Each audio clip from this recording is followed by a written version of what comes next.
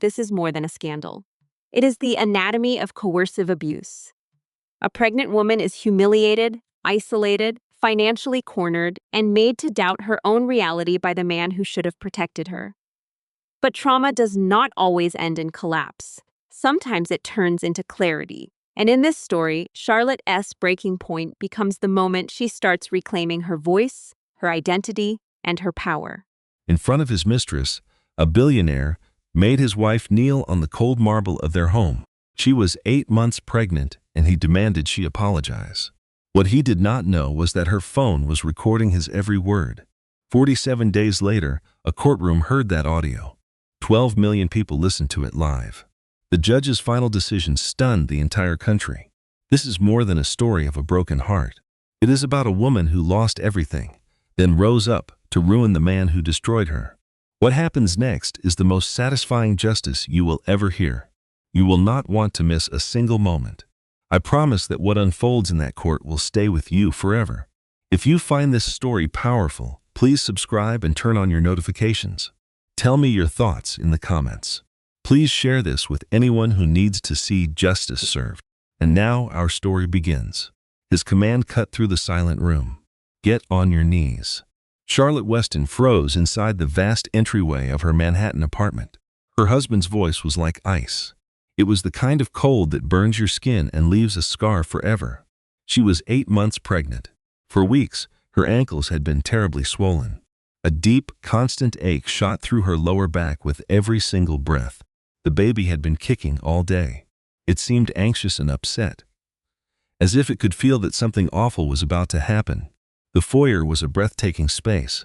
The ceilings were 20 feet high above polished Italian marble. The chandelier alone was worth more than most houses. Charlotte had designed the entire penthouse herself, choosing every last detail. But right now, it felt like a beautiful prison. Graham Holt stood just 6 feet away. His jaw was clenched tight. His eyes were cold and empty. Behind him, Sienna Cross was lounging on an ivory sofa. It was the same one Charlotte had chosen 3 years ago on their honeymoon in Paris. Charlotte had suspected something was wrong for months. All the signs were there. The late nights turned into early mornings.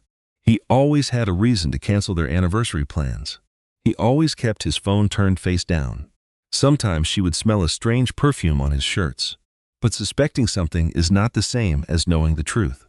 That morning, she found all the proof she needed. There were hundreds, maybe thousands, of text messages going back for years. "I told you, get on your knees." Graham's voice was sharper this time. It was the powerful voice he used to close huge business deals. It was a voice that scared even the strongest of men. Charlotte could barely speak above a whisper. "Graham, please," not in front of her. "Can we please talk about this alone? There is nothing left to discuss." He moved closer to her. She could smell his cologne.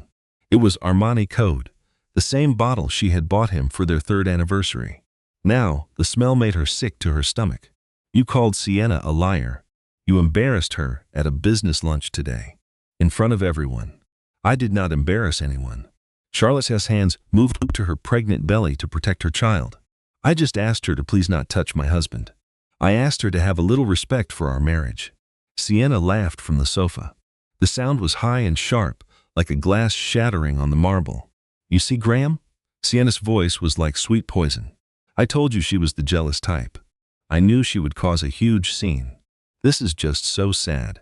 A pregnant wife making these wild accusations. It is so embarrassing." Charlotte felt like she could not get enough air. Her heart was beating so hard she could hear it in her own ears. This cannot be real. This is not happening. She was carrying his child. They had been married for 4 years.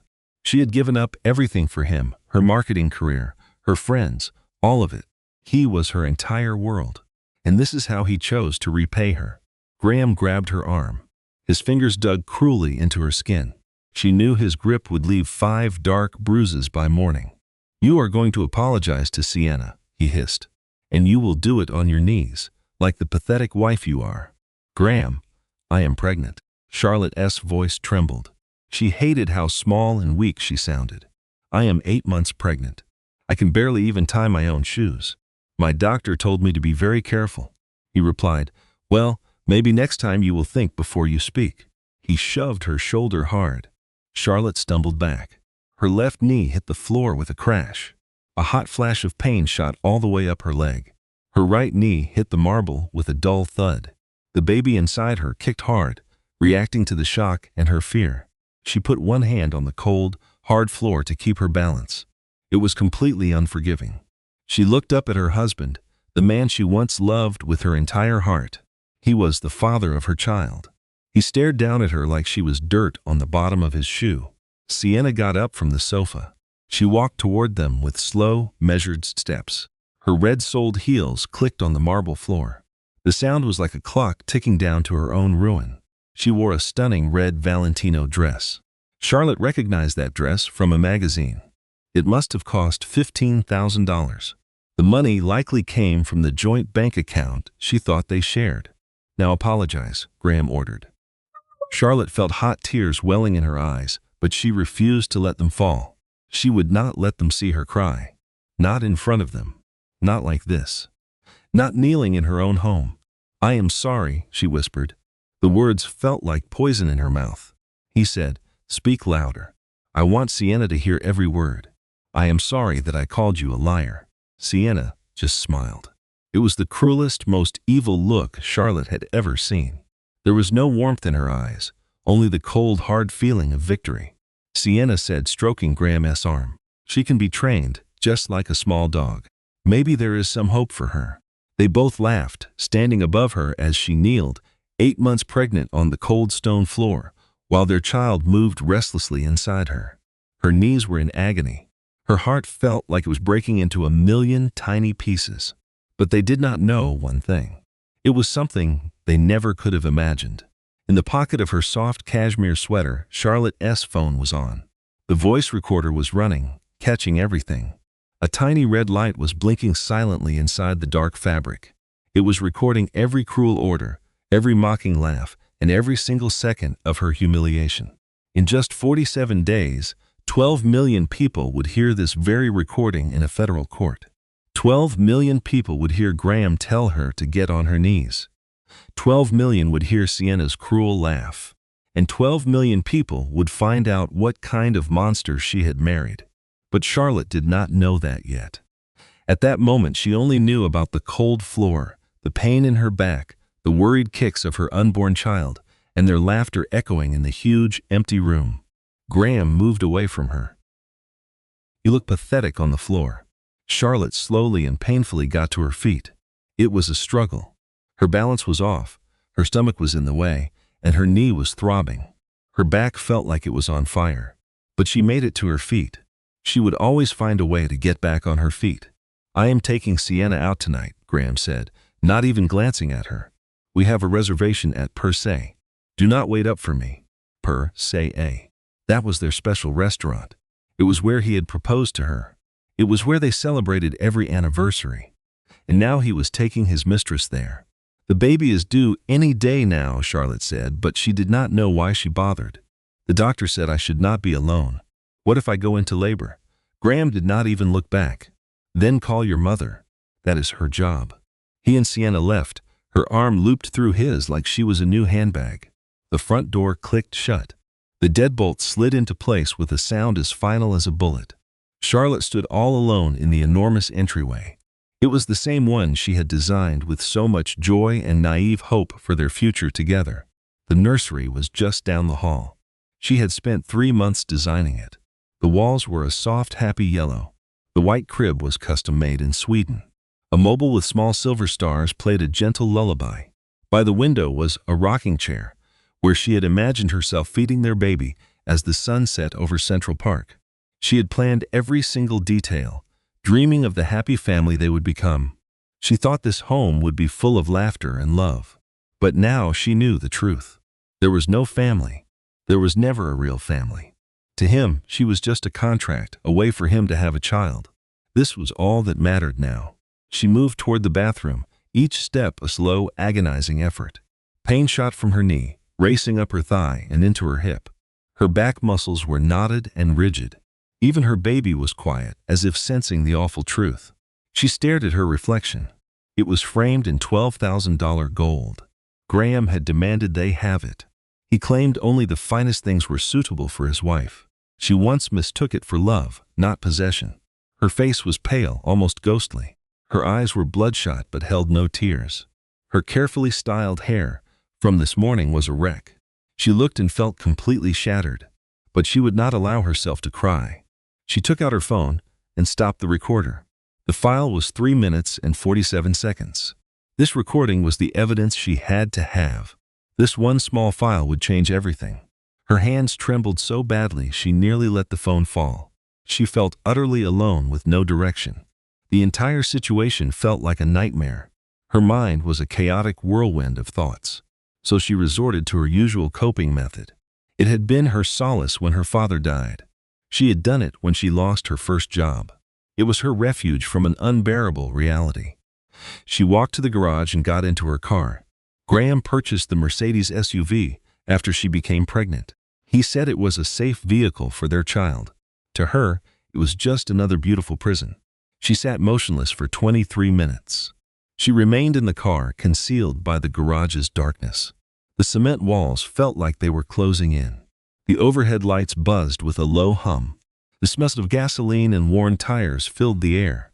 Yet, she could not cry. Her tears felt trapped deep within her. Her body went into a numb, self-protective mode. It was blocking out the overwhelming pain. She focused just on breathing, in and out, over and over. She placed her hands on her swollen stomach. The baby shifted with a soft, gentle flutter. It was like a tiny comfort from the inside. It was a small signal saying, "I am with you, Mom. We will face whatever happens as a team." Charlotte looked down at her belly under the designer sweater. This baby was growing, no matter what Graham Holt had done. "I know," she murmured into the quiet space. "I know, my precious little girl. Your mother is going to make this right. I do not know how yet. I am not sure when, but I swear I will." There was no clear plan or timeline. But there, in the dark garage, surrounded by her shattered life, she made a choice. She would no longer be unseen. She was finished being the silent, obedient wife. She was done trying to please a man who treated her as a possession. An old voice from her past whispered in her mind. It was the voice of her grandmother. Eleanor Weston raised her after her father died when she was 16. She taught her how to bake and manage her money. Above all, she taught her never to tolerate disrespect from a man. Her grandmother would often say, "If a person shows you their true self, believe them. Accept it the first time it happens. Do not give them a second chance to cause you pain. Stop making excuses for their poor actions. Do not convince yourself that things will change. Simply believe what they have revealed." Tonight, Graham showed her who he really was, and Charlotte finally believed him. She turned the key and the engine came alive. She backed out of the space and drove toward the road. Manhattan's lights sparkled against the black sky. It was a city that was always awake. It was a place where fortunes were made and hearts were broken every day. Hubbily, initially Charlotte drove with no particular place to go. She went past huge buildings, luxury shops, and the dark, quiet park. Then a single idea became clear in her mind. She had to go to Harper's.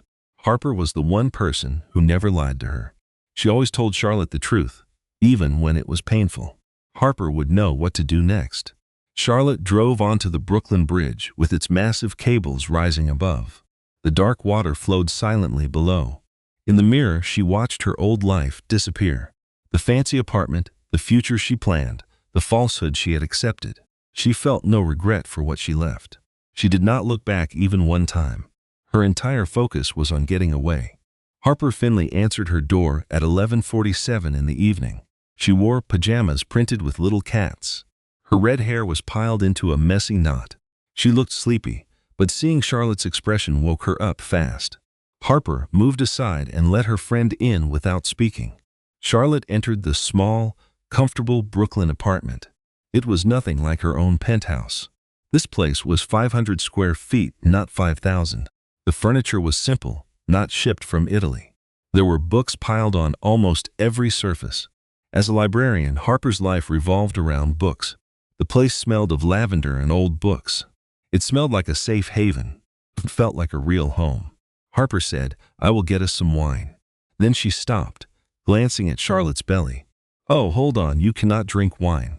I will bring out ice cream instead." Charlotte collapsed onto the plush, comfortable sofa. Her entire body hurt with a dull, constant ache. A bruise was starting to show on her knee beneath her pants. Her back was in agony. A pounding headache had started when she saw the text messages. Harper came back with 2 cartons of mint chocolate chip ice cream and 2 spoons. She gave 1 carton and a spoon to Charlotte. Then she sat on the other side of the sofa, tucked her feet under her, and waited. That was just like Harper. She did not press for details or ask for a reason. She never tried to fill a quiet moment with empty words. She just waited patiently until a person was ready to speak. They first met in their first year of college. Charlotte was a quiet girl from a small town, overwhelmed by the city. Harper, her roommate, was on a scholarship and had never known anyone with money like Charlotte's. Their friendship should not have worked. They came from entirely separate backgrounds. But in that basic dorm room, they formed an unbreakable bond.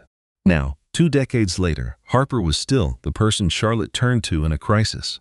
Charlotte took a long, deep breath, and then she told Harper the entire story. She talked about her doubts that had been growing for months. She described the terrible text messages she found. She relived the fight with Sienna during lunch. She explained how Sienna was acting at their home. She detailed the degrading act Graham made her perform. She spoke about the secret recordings she made. She told every single detail, each agonizing moment, each cruel word, every laugh that felt like a stab wound. Harper heard the entire account in total silence. Her expression became more furious with each piece of news. She gripped her spoon tightly, but did not speak. She only listened. When Charlotte was done, a long silence filled the room. The sounds of the city came through the open window. A police siren cried out somewhere far away. Jazz music played from the apartment above them. The notes of a single saxophone drifted down. At last, Harper said something. "I have been quiet for 3 years, Charlie." Her voice was strained with held-back anger. "For 3 whole years. It started at your rehearsal dinner, seeing how he stared at a waitress, and hearing how he talked to the parking attendant, and seeing his lack of interest in your career or your hobbies." Charlotte stared at her friend, completely stunned. "You never mentioned any of this to me, because you looked happy, or you were faking it well, and I had no real proof of anything. It was just a bad feeling in my stomach that grew stronger each visit." Harper's eyes were shiny with tears. She held back. "But I knew it, Charlie. I knew he was the wrong man for you. Graham Holt is a terrible person dressed in expensive clothes. He is a monster pretending to be a prince, and I am so sad it took you this long to see it." Charlotte felt a huge weight come off her shoulders. She had feared judgment from Harper. She anticipated questions about why she stayed or missed the clues. But Harper did not do that. Instead, she offered more ice cream and the comfort she needed. "You are not losing your mind," Harper said, meeting her eyes. "You are sure of what you witnessed. You are sure of what he forced you to do. Do not let anyone tell you something different." Charlotte nodded her head slowly and firmly. Her throat was thick with unshed tears. "I am not crazy," she repeated in a whisper. The words sounded powerful and real. "I know what I witnessed. I know what he did to me." They sat quietly for a few minutes, the ice cream a simple comfort. The apartment was a warm, safe haven, smelling of familiar old books. For the first time in ages, Charlotte felt she could truly breathe. Then Harper straightened up, her sympathetic look turning into one of resolve. Charlotte knew that face well. It was Harper's problem-solving look. "We have to know everything," Harper said. "Finding those texts was pure luck. What if there is more? What if this is older?" The idea had not occurred to Charlotte. The shock was so great, she had not thought beyond it. Suddenly, an idea hit her. "The iPad," she said. Harper was confused. "What iPad?" "Graham set one up for us. For our schedules and shopping. He never remembered it is linked to his cloud account. Every text, every picture, every search is saved there."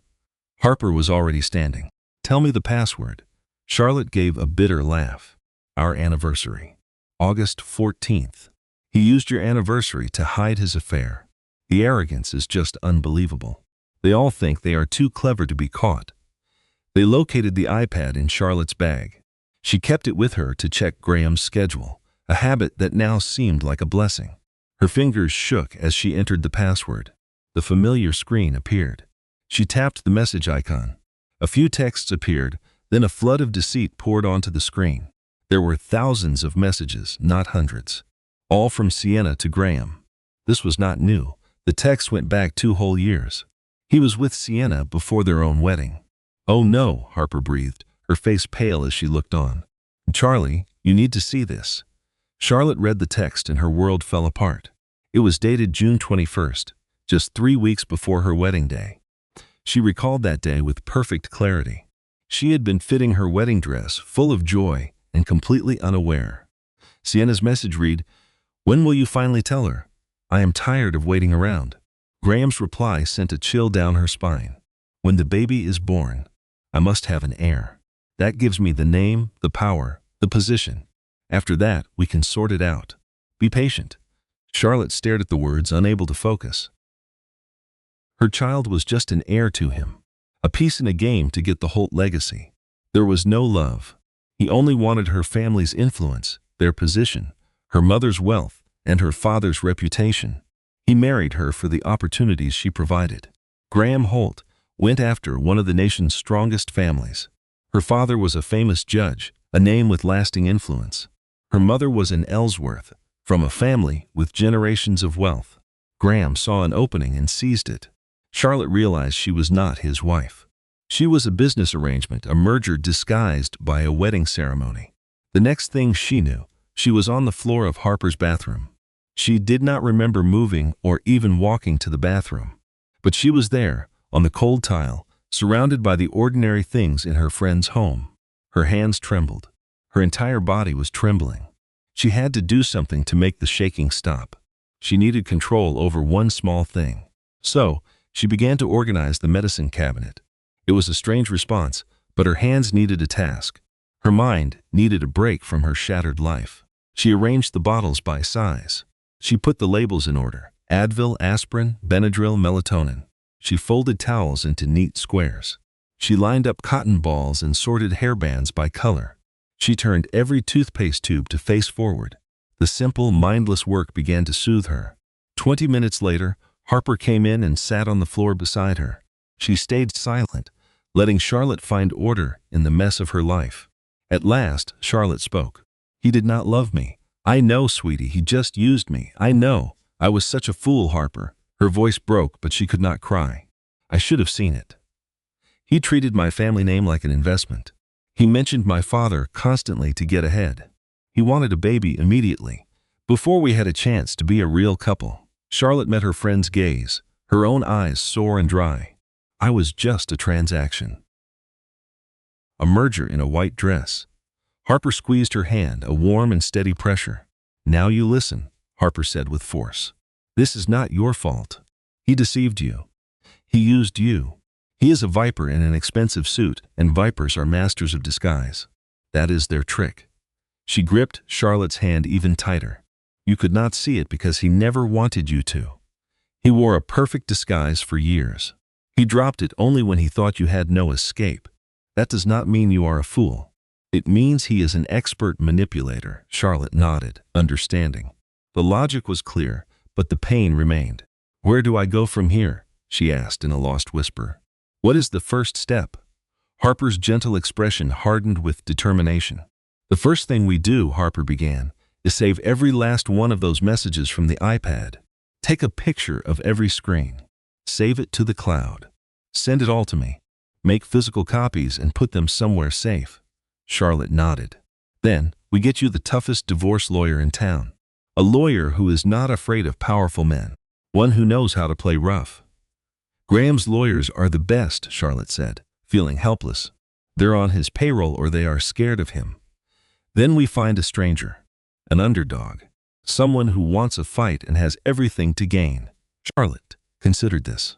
Was there anyone in the city who was not afraid of Graham Holt? Did someone like that even exist? Her phone vibrated. A text from Graham appeared. "Stay away from the house tonight. Sienna is with me. You can sleep somewhere else." As Charlotte read his words, something changed inside her. The pain and fear were still there, but something else was growing. It was a hot, focused rage. He really believed he had won. He was sure he had shattered her. He probably expected her to beg, to be grateful for any little bit of his time. He likely thought she would say sorry for being a bother. He was completely mistaken. Charlotte replied with just 3 words. "She is all yours." Then she blocked him forever. A slow smile formed on Harper's face as she saw the screen. "That's her," Harper whispered. "That is the Charlie I remember. The one who earned a perfect 4.0 GPA with 2 jobs. The one who stood up to that terrible professor. The Charlie that never gave up." Charlotte felt different now. She was someone new, remade by this betrayal. Perhaps this new person was exactly who she needed to be. This would not be just a divorce. It would be a battle. Graham would use his wealth, his legal team, and his influence to crush her. But she had something he lacked. She had the facts. She had the evidence. She had a recording that would ruin him completely. And in 45 days, the truth would make him regret everything. The Ellsworth house was a family legacy, passed down for 4 generations. It stood on a peaceful street on the Upper East Side, a neighborhood of understated influence. This was the kind of wealth that did not need to announce itself.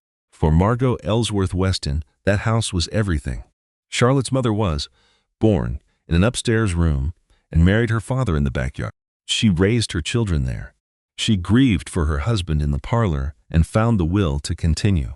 Now, Charlotte faced her mother in that same room. The tea in the old cups was cold, just like the mood. The sun cut across the rug, making long dark shadows. Margot was 58. Her silver hair was worn with pride, a sign of her resilience. She always wore her pearls, no matter the occasion. Her family believed in control, that feelings were meant to be private. But Charlotte knew her mother was incredibly strong. She saw it when her father passed away at 52. Scheming family and attorneys appeared, assuming a widow would be an easy target. Margot dealt with them all, quickly and coldly. The Weston estate was left completely secure. Charlotte explained the whole awful story to her mother.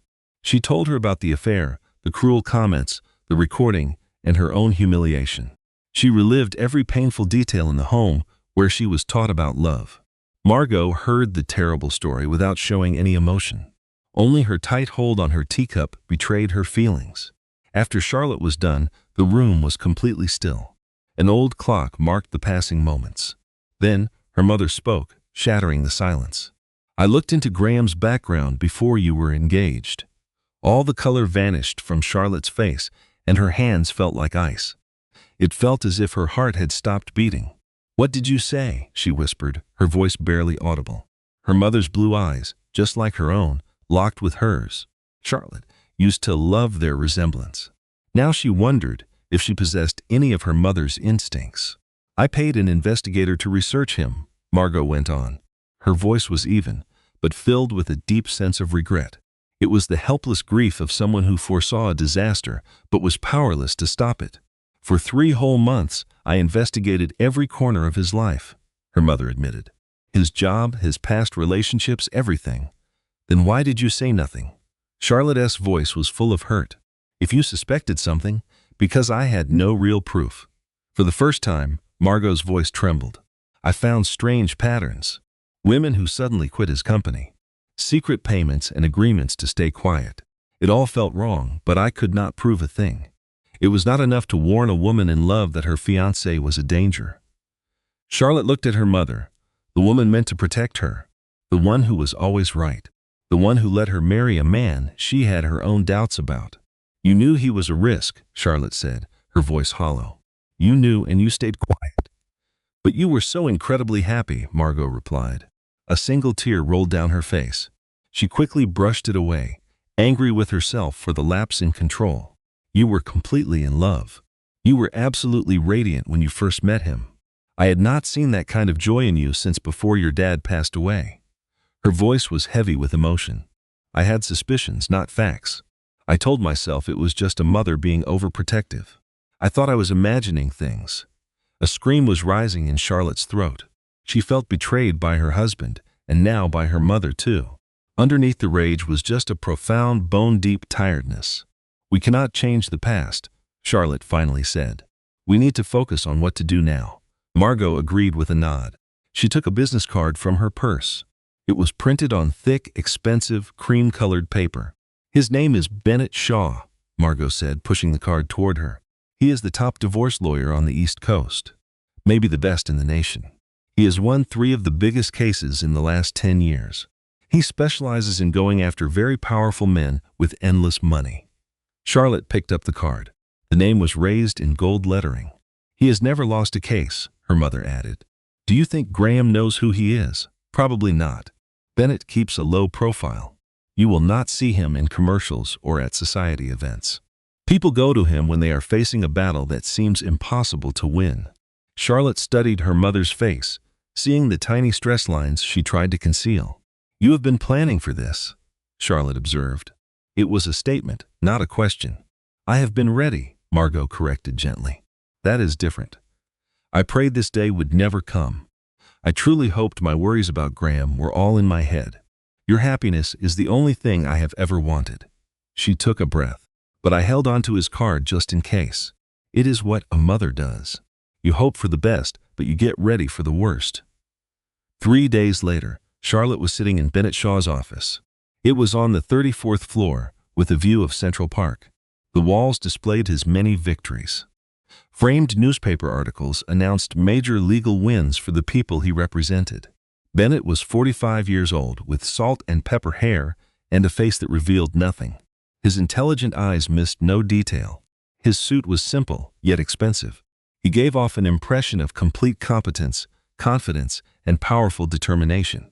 He listened to her entire story, his hands folded in front of him. His expression was completely unreadable. He showed no reaction to the cheating or the shame she described. Then she hit play on her phone. Get on your knees. Graham's harsh voice filled the quiet office. Charlotte watched Bennett's face, looking for any reaction. And for a moment she saw one.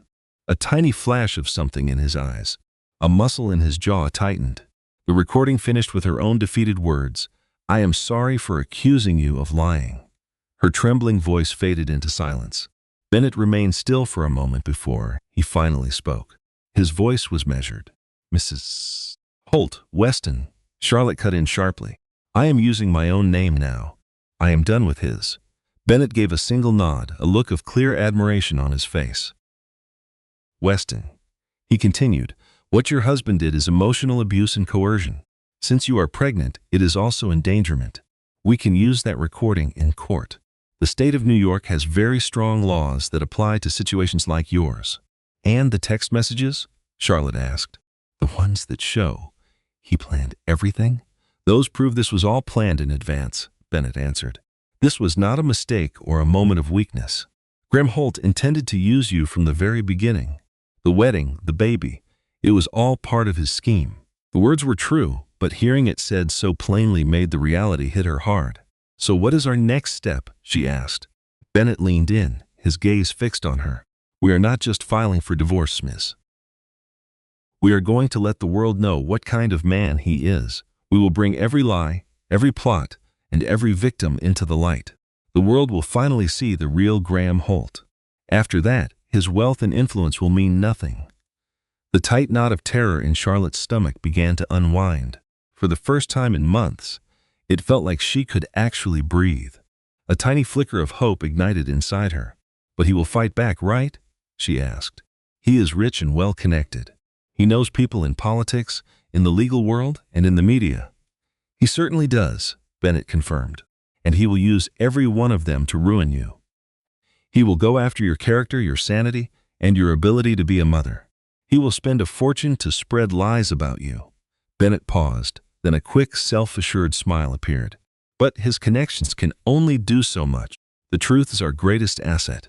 The second a judge hears that recording, his public image is destroyed. Charlotte nodded, taking it in. She knew she had to trust him. There's something else, she added. I need you to know this before we move forward. I am listening. Charlotte rested her hands on her stomach. The baby kicked from within, as if showing encouragement. This is not about getting even, she said, her voice soft but strong. My goal is not to ruin Graham just because I can. I am doing this for my child. She deserves more.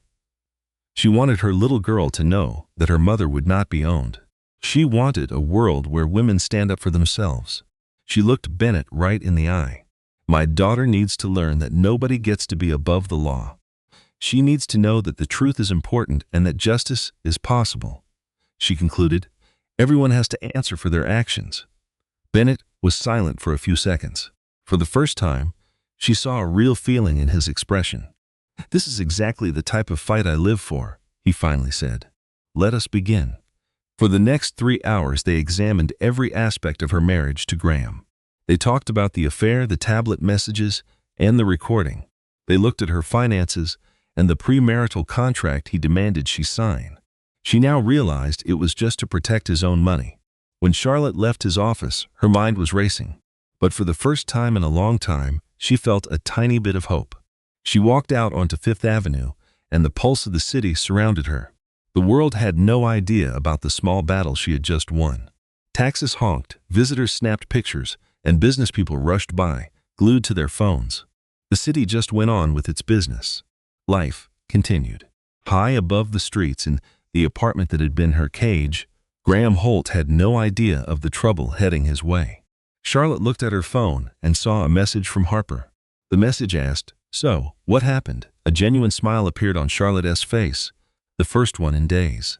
"I just started a war," she replied by text, "and I am going to win." Graham Holt did not take the news of the divorce well. Charlotte found out just 3 days later from a phone call from her bank. "I am terribly sorry to inform you, Mrs. Holt," the banker began. His tone was polished and full of professional concern. "We got a directive from the court. Your bank accounts are temporarily frozen while they are under review." An icy feeling spread through Charlotte's hands as she held the phone tighter. "I do not get it. Those accounts are only in my name. They have nothing to do with my husband," the banker replied. "I understand that, ma'am, but an emergency request was filed with the court. It claims that marital funds were not used properly. Until the matter is cleared up, we cannot legally approve any withdrawals. I am very sorry." Charlotte ended the call. She was at her mother's home again, using the spare bedroom since that awful night. She looked at the flowery wallpaper, filled with roses and other blossoms. She had chosen it herself at 16, not long after her father passed away. Her mother hoped changing the room would help with her sadness. Now, at 32, she was in that same room, hiding from the man she married. The flowers on the wall felt like they were laughing at her. Graham's plan was obvious. He was trying to cut off her money, leave her with nothing, and force her to come begging back to him. Charlotte called Bennett right away. "This is a standard move," Bennett told her. His voice was calm, like he knew this would happen. "When a man like him feels his control slipping, he goes after the finances. It is a predictable play. Without money, you have no options. But my money is out of reach.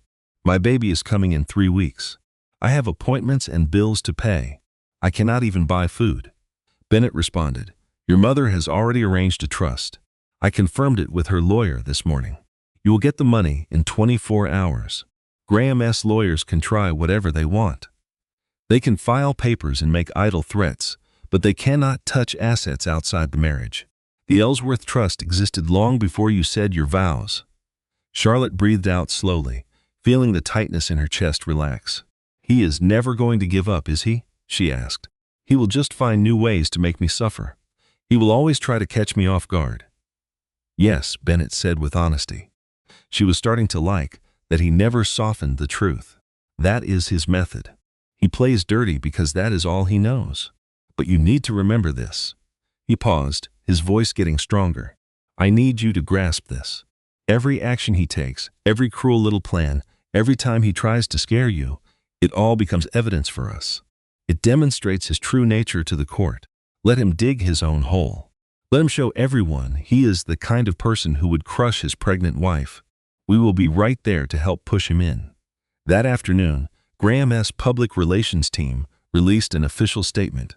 Charlotte read it on her phone in her mother's kitchen, her tea growing cold. Harper had come home from the library early to be with her. From the other room, she could hear her mother, Margot, talking to her own attorney. Graham Holt is heartbroken by his wife's choice to end their marriage. He wishes her and their child nothing but the best. He hopes for a peaceful co-parenting relationship and requests privacy at this time. Charlotte read it over and over, feeling more nauseous each time. The statement was a masterpiece of deception. It presented Graham as the wounded husband, the victim of his wife's unpredictable decision. Mentioning the baby made him seem like a responsible father who just wanted calm. It was a perfect lie, like poison in a beautiful cup. The comments online were vicious. She is just another gold digger looking for a payout. I bet she is the one who was unfaithful. Poor Graham. He always seemed like such a good man. Women like that are a shame. She weds a billionaire and then claims he is abusive. Harper grabbed the phone from her. "Stop reading that garbage," she said with force. "You must never, ever read the comments. Those people do not know you or what really went on. It is all just toxic noise." Charlotte agreed with a nod, but the poison had already infected her thoughts. The public saw her as a liar and a user. She prayed the audio file would change their minds. They would hear Graham's icy voice telling her to kneel, then Sienna's laugh. She clung to that hope, but her confidence was weakening. In some ways, the other remarks were worse. "She must be terrified. I truly hope she finds support. We must believe survivors. Bless her gentle heart. She seems so delicate." They felt sorry for her. They painted her as a weak victim, a woman who needed a hero. But Charlotte was not fragile or helpless. She was not waiting for a rescuer.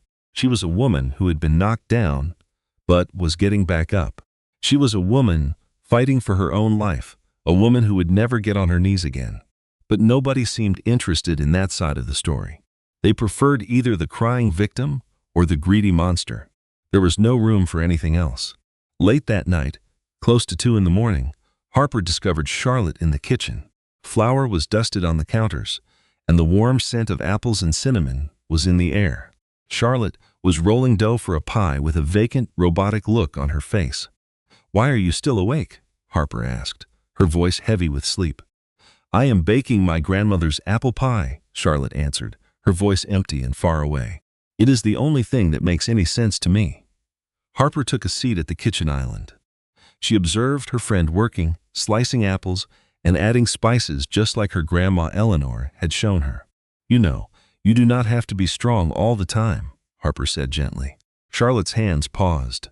"I must be," she finally said, her voice trembling just a little. "If I fall apart for a moment, I will not be able to pull myself together. I cannot risk that. Not with the baby almost here, and not while Graham is trying to ruin me. I just have to keep it together." She returned to the pie dough, and the only sounds were the quiet motions of her work. The room warmed with the smell of butter, sugar, and the preheating oven. "This is what Grandma Eleanor always did," Charlotte murmured. "After Grandpa died, after my dad died, whenever something awful happened, she would bake. She used to say it was the one thing her hands knew how to do when her heart was confused." Harper's eyes started to well up. "Your grandmother sounds like a very smart woman." "She was the strongest person I have ever known." Charlotte's voice broke. "I am trying my best to be like her, but I am not sure I can get through this." Harper stood up and hugged her friend from behind. "You can get through this," Harper whispered into her hair, "and I am right here with you." Charlotte did not have any of the pie. The process of making it was what she needed. Creating something with her hands gave her a tiny piece of control in her chaotic life. It was a link to her past, to the strong women of her family. She covered the fresh pie and left it on the counter. Perhaps her mother would have some tomorrow, or perhaps not. It did not make a difference. The next week, 2 important things took place. The first was a meeting Harper set up with a reporter named Vera Morrison, who wrote for The Atlantic. Vera was 43, with sharp eyes and a powerful reputation for taking down influential men. Her work had exposed a tech CEO, a college president, and a famous television preacher. Each story had ended in public disgrace. They met at a little cafe. Charlotte felt ridiculous wearing a hat and sunglasses, like a character from a cheap spy film. Bennett had demanded it, telling her Graham would have people tracking her every move. Vera did not bother with pleasantries. "I have been looking into Graham Holt's business dealings for 18 months, she stated. Her voice was low but carried a powerful weight. His corporate strategies, how he treats his staff, the way he eliminates competition and hides his failures. I know he is dishonest, but his attorneys are too skilled to ever catch him. Everything he does is technically legal, even if it is morally wrong." Charlotte then asked, "So why are we meeting?" Vera leaned forward, her eyes fixed on her. Because this is not the same. The pattern of cruelty, the careful planning, the evidence you possess. Charlotte, this is bigger than your divorce. This is about how powerful men use marriage as an instrument. They use women to create their empires and then simply discard them. They avoid consequences because of their wealth, their influence, and their teams of lawyers and public relations experts. Charlotte was silent for a bit. She stirred her coffee, watching the light brown liquid swirl and then settle. If I tell my story publicly, she said carefully, my daughter will be linked to it for the rest of her life. Anytime someone searches for her name online, this will appear. For every school application, every job she goes for, every new person she gets to know, they will all find out how her father made his pregnant wife get on her knees. That is correct, Vera said. She did not try to soften the reality, which Charlotte appreciated. That is the trade-off. You must decide if that is a cost you are prepared to accept. But if I remain quiet, Graham avoids all responsibility. He simply continues his life as if nothing occurred. And other women could be hurt just as I was. Future partners, other women he might charm, who do not realize he is a monster until it is too late. Vera nodded in understanding. That is also a fact. Charlotte thought about her unborn baby, Eleanor, and the world she would be brought into. A world where men like Graham are never held accountable. Where they can harm a pregnant woman and face no penalty. A world where money and influence can hide any wrongdoing and silence any person. Or it could be a world where women speak out, sharing their experiences no matter the difficulty, and refuse to let the powerful silence them. Charlotte made up her mind. I will give the interview, she said with resolve, but not until after my daughter is born. After I have had a chance to recover and prepare for what comes next. Vera gave an encouraging nod. She reached over the table and gently squeezed Charlotte's hand. You are far more resilient than you realize, Vera told her. Charlotte did not think so. She did not feel resilient at all. She only felt a profound sense of dread and was totally exhausted. It seemed like she was holding on by a thread. But she had realized something vital. It was a lesson her grandmother had taught her long ago. Bravery was not about having no fear. True courage is facing your fear to do what is right. Charlotte finished the last of her coffee, pulled her hat down firmly, and stepped into the sharp Manhattan cold. Her baby was coming in 3 weeks. She had only 3 weeks to get ready for the biggest moment of her life.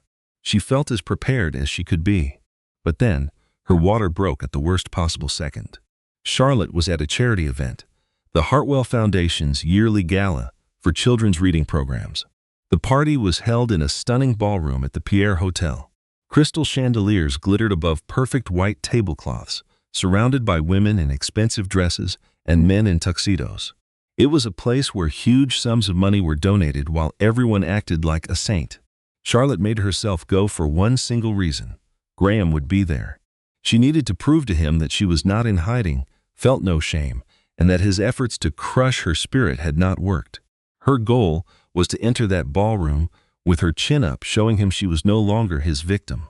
It took her 2 hours, with Harper helping, to prepare. They picked a deep emerald gown that flowed beautifully over her belly, which was 8.5 months pregnant. The dress was tasteful and classy, making a point without being loud. Harper styled Charlotte's hair into an intricate design she found on the internet. Her makeup looked flawless but natural. She knew she was stunningly beautiful. She wanted Graham to see exactly what he had given up. She saw him as soon as she entered the packed ballroom. He was standing near the bar, holding a glass of scotch. Sienna stood next to him in a red dress that was much too bold for a charity gala. They were laughing together. Sienna had her hand resting casually on Graham's arm. Someone said, "Charlotte, you look amazing. Motherhood looks wonderful on you. When is the baby due? You must be so thrilled." She just smiled and made polite conversation, concealing that her life was crumbling, hiding her plan to destroy the man across the room. That is when she felt it. A sudden rush of liquid, a wetness soaking her dress, and a sharp squeeze in her belly that was unmistakably real. Please, not here. Not now, with all these people watching. It appeared her baby had a different schedule. Charlotte grabbed the bar to keep her balance. Her vision blurred, and the bright colors of the room blended together. The huge chandeliers above seemed to twirl like far-off stars. A woman beside her let out a gasp. "Oh my goodness, did your water just break?" Charlotte glanced down. Her beautiful green gown was now stained dark, the wet patch spreading down her legs. A small pool was gathering on the shiny marble floor. Her water had definitely broken. In the center of the hotel, before 700 people, before Graham and Sienna and everyone she knew. "I believe we should call an ambulance," she heard her own voice say. It sounded strangely calm, like it belonged to a different person. "The baby is on its way." The next few moments were pure chaos. People started to move quickly, grabbing their phones. Camera flashes began to pop as reporters captured the moment for the next day's news and gossip websites. Women in their fine dresses stepped back from the puddle. Men in their tuxedos simply stared, not knowing what to do in such a messy, real-life situation. In all the confusion, Charlotte saw Graham's face. He looked absolutely horrified. He was not worried about her or their baby, not thinking about her safety. He was just deeply embarrassed that his personal business was now a public show, that perfectly managed image was ruined by his wife giving birth while his mistress stood by. Sienna's face was a mixture of surprise and total delight. It was as if she was enjoying the spectacle. It was as if she wanted to see Charlotte be humiliated. She seemed to think this public mess was precisely what Charlotte deserved. Charlotte stored those images in her mind. She would analyze them later because she had far more important things to handle right now. The paramedics showed up in only a few minutes. They carefully placed Charlotte onto a stretcher. Her emerald dress was completely ruined, and her perfect makeup was now smudged with sweat. The emergency medical staff were gentle and professional. They asked her about her contractions, how close they were, and how far along she was in her pregnancy. She tried her best to reply, but her mind was on the pictures already spreading across the internet. Charlotte Weston in her green dress being taken out of the gala. Graham and Sienna standing in the distance, just watching. The story was creating itself. The gossip magazines were going to have a wonderful time. And for the very first time, Charlotte honestly did not care. Her labor lasted for 17 hours.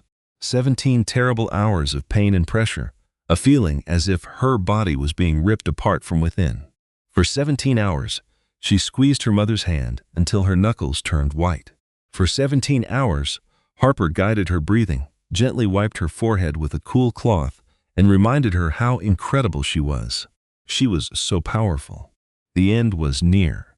Graham finally appeared at the hospital, sometime during the 8th hour.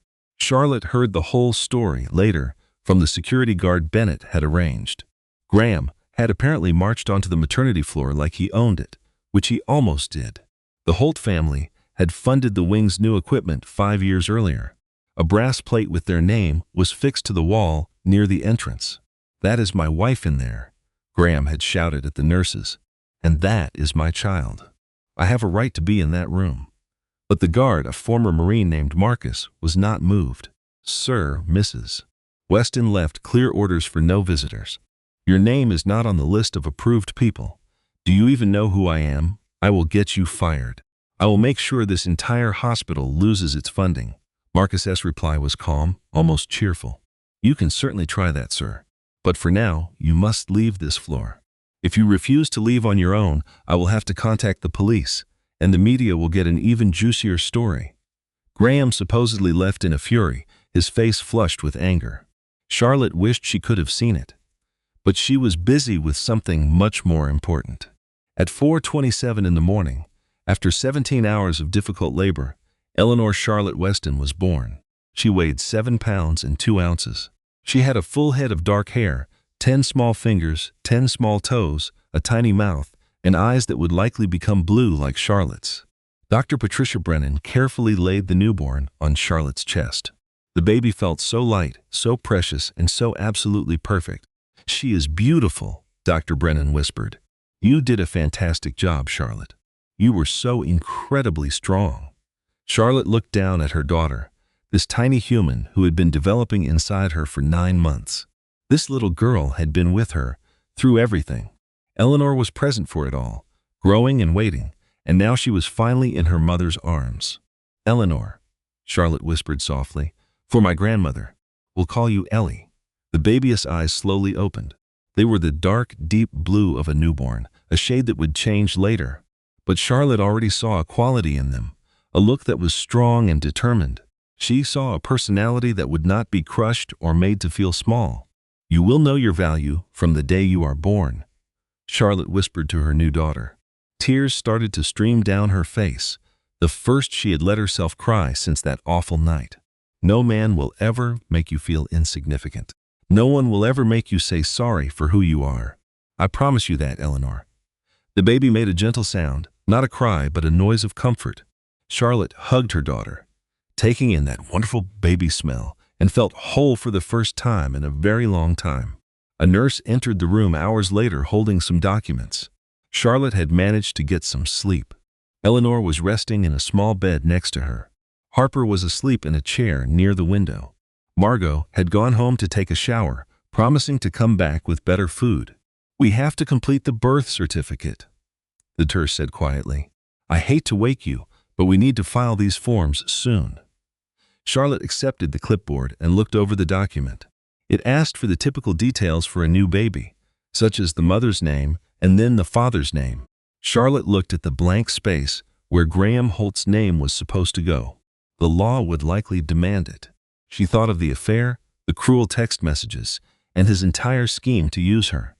The shame, the frozen credit cards, the public lies, and his dramatic arrival at the hospital. He had demanded to see Eleanor, as if she were a piece of property he owned. Her pen paused just over the line. Then, with a steady hand and without any doubt, she wrote one single word: unknown. She knew it was a rebellious move. Bennett would probably say it was a bad idea that would make the custody battle harder.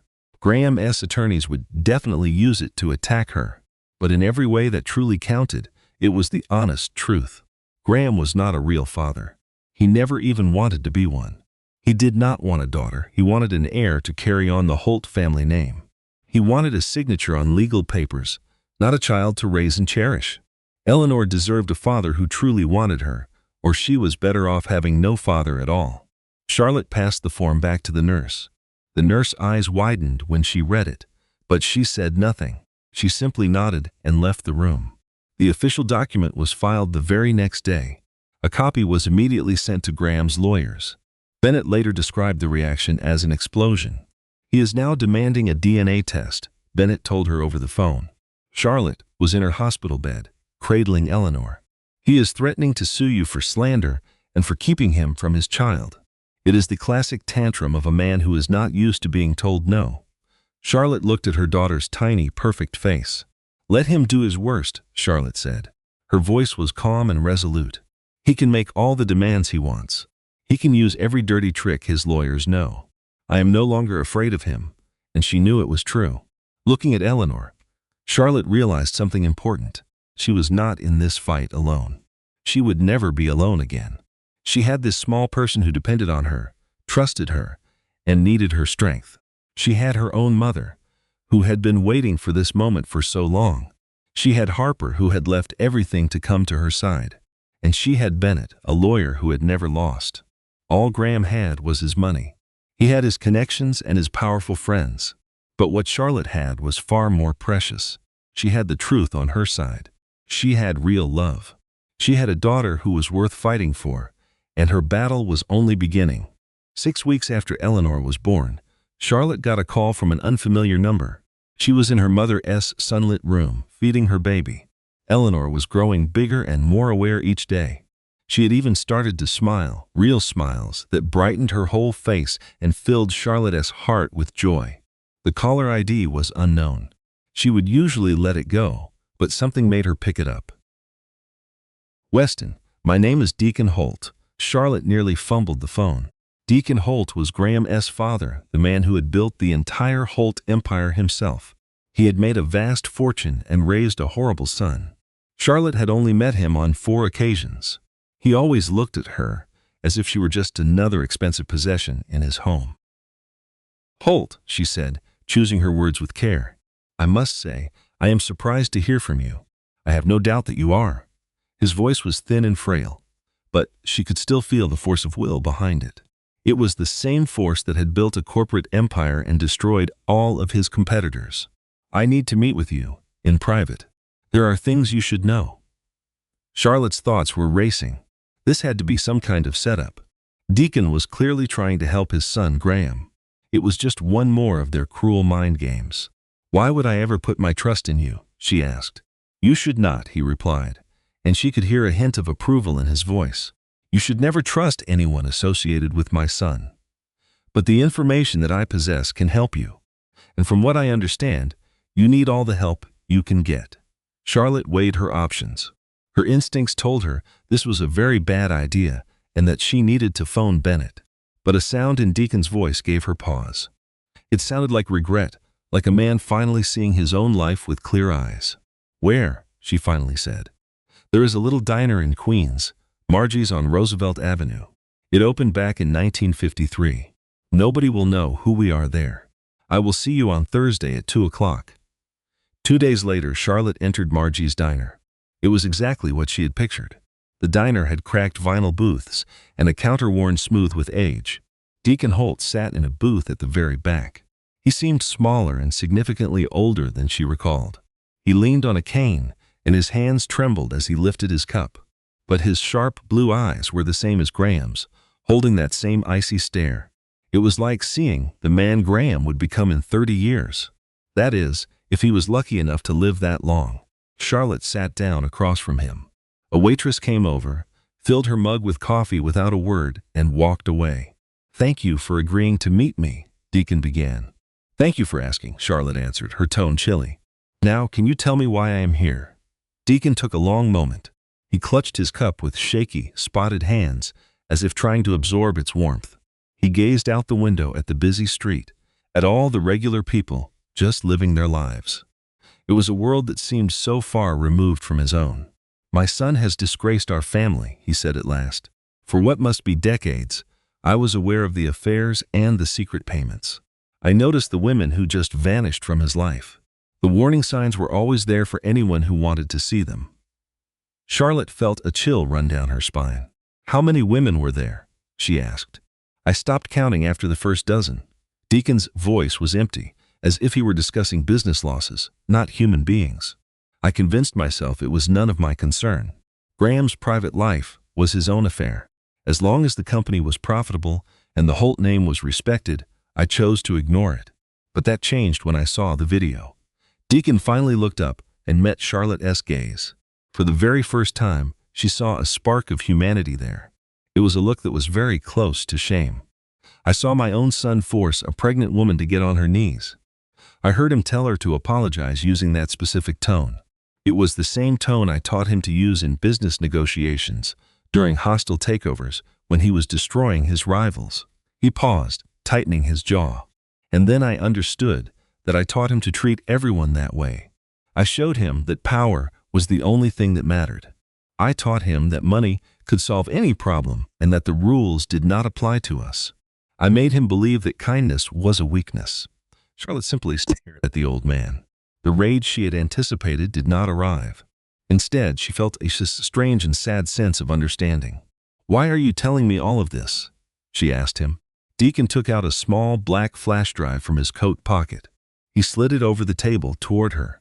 This contains 40 years of records, he said.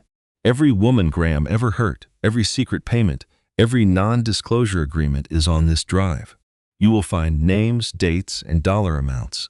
It is the complete history his lawyers fought for decades to keep hidden. Charlotte took the flash drive. It felt as light as a feather in her hand, but she understood its true weight. This was the proof she needed. This was the weapon that could finally bring down Graham Holt. This is enough to completely ruin him, she whispered. Yes, it is.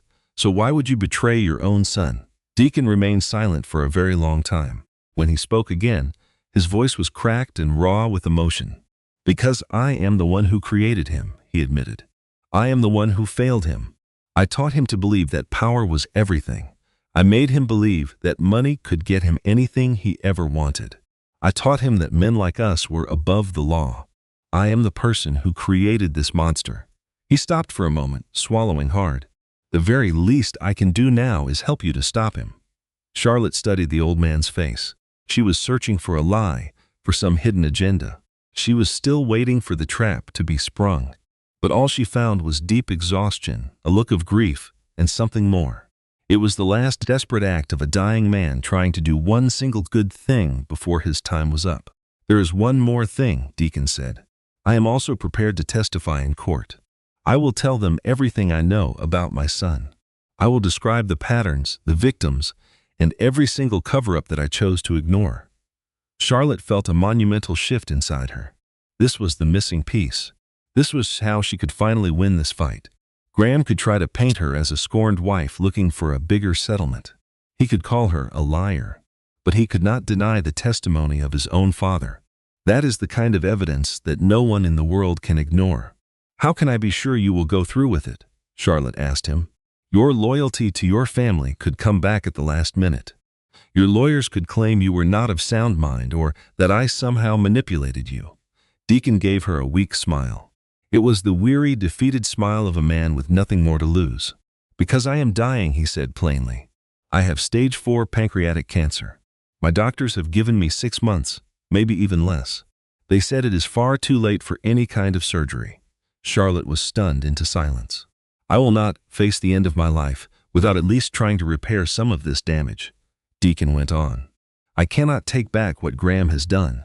I cannot give those women back the years or the trust that he stole from them. But I can speak the truth. I can finally do that much before I run out of time." They sat there for a while without speaking. A sad song about a lost love was playing on the diner's jukebox. Their coffee became cold as the afternoon sun began to fade. At last, Charlotte found her voice. "Thank you," she said. "And I want you to know I believe you." Deacon gave her a slow nod. "Take good care of that little girl. Make a better world for her than the one that I helped to build." "I intend to," she promised. Charlotte left that diner with the flash drive held securely in her purse. Her hands were shaking, not out of fear, but from a powerful and unexpected wave of hope. She had a deep sense of certainty that everything was about to change. She knew that Graham Holt's carefully constructed world was about to come tumbling down. That evening, in the guest room at her mother's house, Charlotte finally let all of her feelings out. Miller was sleeping soundly in her nursery just down the hallway. The sound of her baby's soft breathing echoed from the monitor on the nightstand. In the deep silence of the house, it was the only sound. Margot was sound asleep. Outside, the cold winter air muffled the city into a distant hum. Suddenly, the entire weight of her new life crashed down on Charlotte. She sat on the edge of the familiar teenage bed she grew up in, staring at the floral wallpaper. She gazed out at the garden where she once played, where her father pushed her on the swing as she dreamed of her future. She had imagined a life filled with a love like her parents shared, with a man who would treasure her. Never in a million years did she picture this. The tears she had held back for so long finally broke free, streaming down her cheeks. For weeks she had put on a brave face, refusing to let Graham see her pain. She wept for the marriage she thought she had. She wept for the man she believed she knew. She cried for a future that was ripped away from her, for the family she wanted so badly, and for a life that turned out to be a lie. She cried for Eleanor, who would now grow up either without a father or with one who treated her like property. She cried for the hopeful girl she used to be, the one who walked down the aisle 4 years earlier, believing that love could overcome anything. She cried until she felt hollowed out, with nothing left inside. Then she rose to her feet. She walked to the bathroom and started drawing a bath. The water was steaming, filling the room with a dense, warm fog. She sank into the tub, letting the heat rise to her chin and seep into her bones. She did not look at her phone. She blocked all thoughts of Graham, the lawsuit, and the upcoming trial. For a few moments, she just floated in the quiet, warm stillness. Her body was still recovering from giving birth. Aches and soreness were constant reminders that her body was not yet her own. But she was healing. Every day, every week, she could feel her strength returning. She stayed in the tub until the water turned cool. Then she got up, dried off, and slipped into her grandmother's old robe. Margot had saved it for years, and it carried a faint scent of lavender and rose. She found herself silently rehearsing what she would say to Graham, a habit she had developed recently. She was trying to explain herself, to defend her actions, to make him understand her perspective. She cut the thought short. "I do not owe him an explanation," she said aloud, her voice bouncing off the tiled walls. "I never did. I do not have to justify myself to him.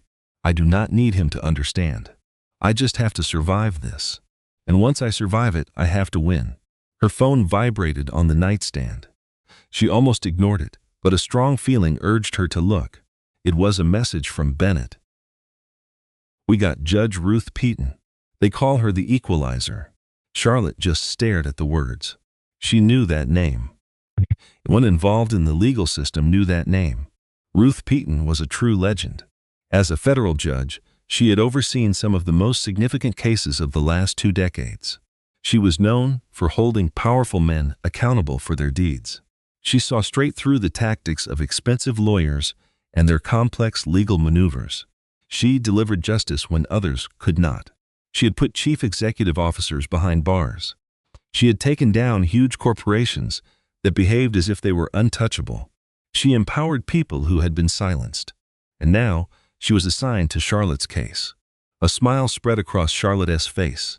For the first time in a very long while, it was a genuine smile that lit up her eyes. It seemed that maybe, just maybe, things were starting to go her way. The trial started on a Tuesday in the middle of January. It was a cold, gray morning, the type of day that made you want to pull the covers over your head. But Charlotte had been up since 5 in the morning. She could not sleep. She had gone over her testimony in her mind at least 100 times. She entered the federal courthouse from a side door, a route Bennett arranged to help her avoid the media frenzy out front.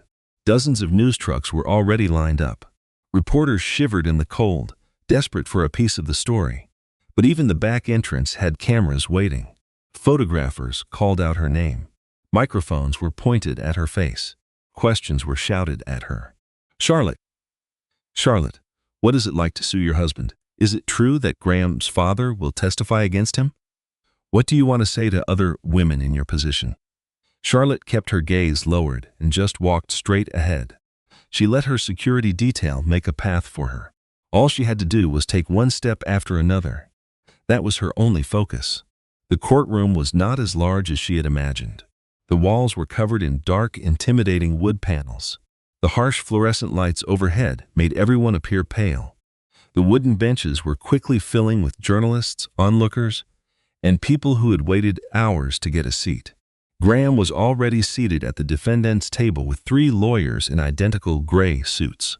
With their expensive clothes, perfect hair, and leather briefcases, they looked like they were cast in a television show. Graham was dressed in a navy suit, a crisp white shirt, and a red tie. It was the classic uniform of a man in power, a costume for someone who had no doubt he would win. He appeared completely at ease, as if this were just another day at the office. It was simply one more deal to be made, one more person to push aside to achieve his goal. His gaze locked with Charlotte's as she walked to her table, and he offered a slight smile. It was the same chilly, empty smile that had once fooled her into thinking he loved her. But now she recognized it for exactly what it was. It was the smirk of a hunter who had cornered its prey. Bennett placed a calming hand on her arm. "Do not look his way. Do not show any reaction. Do not give him that power." Charlotte nodded, sat down, and organized her papers, her eyes fixed forward. The bailiff announced the judge, and the entire room stood. Judge Ruth Peaton walked in. She was 61 years old, with short, practical gray hair and a neutral expression. She had on the standard black judicial robe, but on her, it looked different. It was less like an outfit and more like the uniform of a person who took her duty with the utmost seriousness. She radiated a quiet authority that filled the room without a single word. Charlotte knew powerful men who did not have half the presence this woman did. "Please be seated," Judge Peaton said, her voice even and firm, leaving no room for argument. "This court is now in session. Case number 24372, Weston versus Holt." The first day was dedicated to legal procedures and opening statements from each side. The dense legal jargon gave Charlotte a headache. Bennett's opening was steady and direct, presenting the facts of the case without any added theatrics. He detailed the affair, the manipulation, the cruelty, and the audio file. His voice remained strong for the entire 45 minutes. Graham's attorney, a silver-haired man named Harrison Pike, chose a different strategy. He described Graham as a loving husband who made mistakes due to the immense pressures of his job. He implied that Charlotte was overly dramatic and was only playing the victim to get more money. Charlotte sat perfectly still as Pike spoke. Her expression was neutral, but inside, a cold anger began to smolder. Playing the victim? She had a recording of her husband demanding she get on her knees. She had his text messages detailing his entire cruel plot. She had proof of his abuse toward women going back 40 years. No one could call that an exaggeration. The trial went on for 6 exhausting days. It was a blur of testimony, evidence, and relentless questioning. For 6 days, Graham's lawyers tried every tactic to portray Charlotte as unstable and dishonest.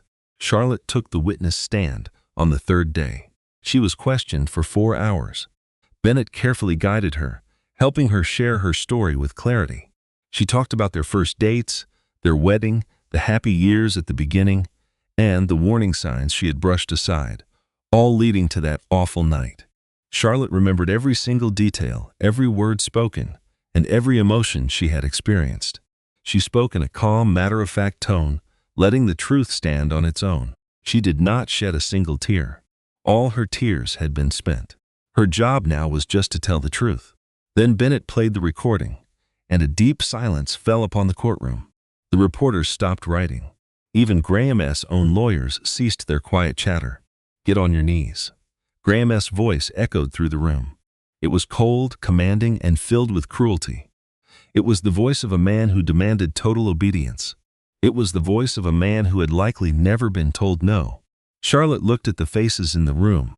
She saw the spectators, the journalists, the lawyers, and even Judge Peaton, whose composed expression flickered for a second. She saw looks of shock, revulsion, and utter disgust. And for a brief moment on Graham's face, before he put his confident mask back on, she saw something else. She saw the terror in his eyes. He was not afraid of losing his money or his good name. He was horrified that everyone would finally discover who he truly was. The monster hiding behind expensive suits and public donations. Let him feel that fear. Let him experience the same dread she had when he forced her to apologize for his own affair.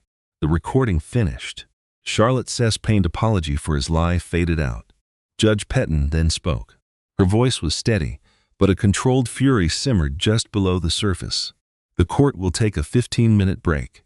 Charlotte rose from the witness stand. Her legs were shaky, but she kept her spine straight and her chin up. She walked right by Graham's table on her way out. He leaned close and whispered a threat for her ears alone. "You are going to regret this. I will destroy you." Charlotte stopped and met his gaze directly, maybe for the first real time in their entire marriage. This was the man she had once adored, the man she had given her complete trust, the man who gave her a daughter, but had never shown real love to either of them. "No," she replied softly. Her voice was firm and clear. "I really do not believe that I will." She left the courtroom, found a quiet bench by a window, and sat down. She just sat, breathing deeply, trying to hold herself together. Another woman approached and sat beside her. Charlotte did not recognize her at all.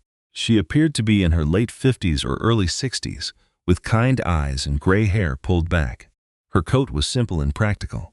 She seemed like a completely ordinary person. "You do not know me," the woman said, "and that is fine, but I had to tell you something." Charlotte turned to face her. "I was married to a man just like that for 31 years. The woman's tone was solid, but it carried a very old and deep pain. "I was never as courageous as you are. I never challenged him, not once. I simply endured. I survived each day. Then one morning, I woke up and it hit me that my entire life was gone." She reached out, taking Charlotte's hand with a firm grip. "What you are doing in there is incredibly important," she insisted. "This is not just for you. It is for all of us. It is for every woman who was too terrified to leave, for every woman who feels trapped, and for all those who will come after. They need to know that someone finally fought back and said no." She squeezed Charlotte's hand again.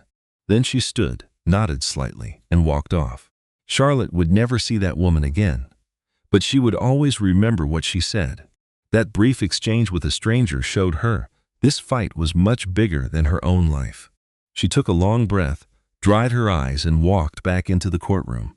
There was more to be done. The fifth day of the trial changed absolutely everything. The room was so packed there was not a single seat available. People were crowded along the walls.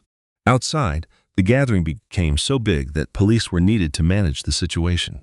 The air inside the room was thick with tension. Bennett stood up. His voice was quiet, yet it reached every person in the room. The plaintiff would like to call Deacon Holt to the stand. A quiet buzz spread through the audience. Charlotte heard gasps and saw journalists writing furiously in their notebooks. She kept her gaze fixed on Graham's face. She saw the color drain from his skin, his jaw clench, and his knuckles whiten as he held the table. All his false bravado was gone, replaced by pure panic. He had not seen this coming, and neither had his lawyers. Bennett had kept this card hidden, waiting for the perfect time to play it. Now, Graham could only sit and watch as his own father, the architect of the Holt family empire, the man he inherited everything from, walked slowly to the witness stand. Deacon leaned on a cane that tapped softly on the floor with each step. He looked thinner and paler than he once had, but his sharp blue eyes were as intense as ever. After being sworn in, he sat and looked at the crowded room, aware that millions were listening. His gaze finally rested on his son. Graham stared right back. The father and son were separated by only 20 feet of space and a lifetime of unspoken words. Graham's expression was a mix of rage, betrayal, and something that could have been deep sadness or pure hate. Bennett started his questions. "Mr. Holt, can you please describe for the court your relationship with the defendant?" "He is my son." Deacon's voice was frail, but it was perfectly audible. It still carried the weight of a man who had commanded boardrooms for decades. "I raised him. I taught him everything I know about business and about influence." "And what, precisely, did you teach him?" Deacon paused for a moment. The silence grew longer. It felt like the entire room held its breath. "I taught him that power was the only thing that had real value," Deacon finally stated. "I taught him that any problem could be solved with money, and that showing compassion was a weakness." He drew a breath. "I was completely wrong. Can you tell us about your son's treatment of women?" Graham's lawyer jumped to his feet. "Objection. This is irrelevant. This is a baseless attack on his character." Bennett calmly replied, "It shows a consistent pattern of behavior, Your Honor. The plaintiff alleges a history of abuse. This witness can confirm a documented pattern going back many years." Judge Petton thought about it. She glanced from Bennett to Deacon, then toward Graham. A faint, unreadable look crossed her face. It almost looked as if she was satisfied with this new development. "I will allow it. The witness can answer the question." Deacon took a long, shaky breath. When he spoke, his voice was filled with sorrow. It was the sound of a man admitting to sins he had hidden his whole life. "My son views women as possessions. They are objects for him to own, to use, and to get rid of when he loses interest." He paused. "I have files for at least 14 women he has hurt over the last 20 years. There were money settlements, non-disclosure contracts, and people who were suddenly fired. It was a clear pattern for anyone who cared enough to see it. And you did not care to see it?" "I chose to ignore it." Deacon's voice broke with emotion. "It was simply easier that way, and better for our business. I told myself it was not my business. I said that Graham's private life was his own affair." He let out a bitter laugh. "Private life? That is certainly one name for it. And what of Charlotte Weston? Was she simply another object for him to possess?" "Yes, I am sad to say she was." For the first time, Deacon looked directly at Charlotte. His eyes were moist with tears that had not yet fallen. The Weston family had a kind of dignity that all of the Holt fortune could not purchase. Her father is a respected judge. Her mother's family is one of the oldest and most admired in New York. Graham saw a chance. His voice became cold as ice. And he seized that chance just like he seizes everything else, with no regard for the people he injures. He has no empathy, and he has no conscience. "Do you think your son ever had genuine love for Miss Weston?" Graham's attorney was up again objecting. The judge agreed with him this time, but it was too late. The question lingered in the silent courtroom, unspoken but fully understood. Bennett continued. "Mr. Holt, why have you chosen to testify now? Why would you testify against your own child in a public trial?" Deacon was silent for a long while. He looked at Charlotte and then at the small infant carrier next to her. Eleanor was sleeping, unaware of the family drama being decided. Then he looked at his son, his only child, the one who would inherit everything he had ever built. "Because I am partially to blame for the man he is," Deacon finally said. "I brought him up to lack empathy, to have no conscience, and to believe other people do not matter. He never understood that rules apply to everyone, or that some things cannot be purchased with wealth." His voice began to tremble. "I am the one who created this monster, so I have a duty to help unmake him." He turned, locking eyes with his son Graham. It was a father and son, sharing a look where love and pain had soured into hatred. "I failed you, Graham. I did not raise you to be a good man. I taught you that people were objects to be used, that being cruel was a strength, and that men like us were above all laws." Deaconess' voice was now just above a whisper, but his words filled the silent courtroom completely. "I am so sorry. I am sorry for the man you turned into. I am sorry for all the women you hurt because I taught you that they were not important. But saying sorry is not enough. All I can do now is speak the truth and hope it will prevent you from harming anyone else ever again." The courtroom was utterly silent. You could not hear a cough, a whisper, or any other sound. Suddenly, Graham shot up from his chair. His face was a mask of pure anger. His voice was a low, dangerous growl. "This is absurd. He is not my father anymore. He is just a confused old man manipulated by Ms. Holt." Judge Peaton's voice cut through the air like glass. "You will sit down and remain quiet, or I will have you escorted from this courtroom. Do you understand?" Graham stood frozen, shaking with rage. His lawyers quickly pulled him back to his seat, whispering frantically. He sat down, but his intense stare remained fixed on his father. Deacon looked back with an expression of sadness, pity, and what seemed like a final farewell. Later that afternoon, Sienna Cross was summoned to testify. She looked nothing like the woman Charlotte remembered. She appeared smaller, almost delicate. The powerful confidence she once radiated was completely gone. Fear seemed to have taken its place. She wore a plain gray dress without any designer logos or flashy jewelry. She looked like she was trying her best to become invisible. Bennett's questions were gentle yet firm. "Cross, how long was your affair with Graham Holt?" 2 years.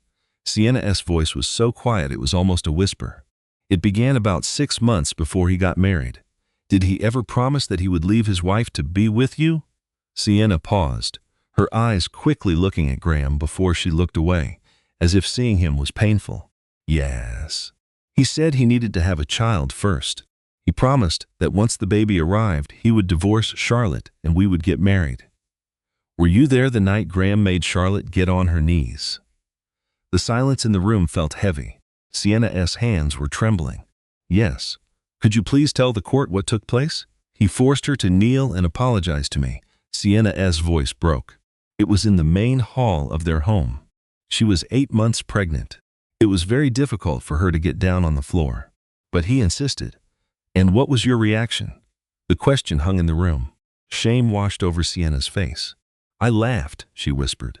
The word landed in the silent courtroom with a thud. "I laughed," Sienna repeated, her voice stronger, like someone confessing a great wrong. "I believed I had won. I thought it meant he loved me more than her. I believed it proved that I was better than her. And do you still think that is true?" Sienna shook her head slowly. Tears flowed down her cheeks, smearing her makeup and washing away her composed facade. "He was never in love with me," she stated. "He does not love anyone. I was simply another useful thing for him. I was a weapon he could use against his wife. Charlotte was useful to him in that same way. Everyone is useful to Graham, but only for a little while." She then turned to face Charlotte. It was as if she was truly seeing her for the first time. "I am so sorry. I know that does not change a thing. I know it does not make anything right. But I am sorry for everything." Charlotte felt a change deep inside her. For so long she had despised Sienna. She had replayed this moment in her mind, imagining herself screaming at her, wanting Sienna to feel her pain. But as she sat there, watching Sienna fall apart on the stand, Charlotte felt something she did not anticipate. She felt pity. Sienna was just another person hurt by him. It was not the same situation, and it was not as severe, but she had been deceived as well. She was used and then thrown away, like everyone else in Graham's world. Graham was the one who did this to them. He had made them enemies. He created a fight for his fake affection, while he laughed at them both. He made them dislike each other, so they would never see that he was the real problem. Charlotte did not forgive Sienna. She was not certain she ever would.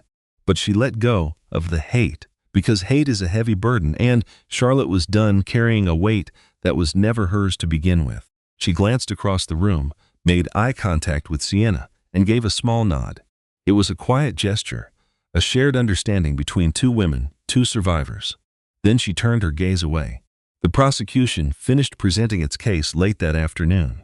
The next day, the judge would deliver her decision. The next day, it would all be finished. The courtroom was filled beyond its official limit. People stood in the corridors, following the trial on monitors set up for the overflow. For several blocks around the building, news trucks lined the curbs. Protesters supporting both sides had gathered. Their signs and chants created a steady hum that penetrated the courthouse thick walls. Inside, Charlotte sat at the plaintiff's table. Her hands rested calmly in her lap. Her expression was serene, revealing none of the turmoil she felt. But inside, her heart was pounding so hard, she could feel the pulse in her throat. This was the moment. After months of struggle, after the pain, the kneeling, the public shame, the frozen bank accounts, the slander, the testimony, and all the evidence, it had all led to this. Eleanor was in a private room elsewhere in the building with Margot, protected by Marcus, the security guard. Charlotte needed her daughter to be near today. Even if Eleanor could not understand what was happening, just having her close gave Charlotte strength.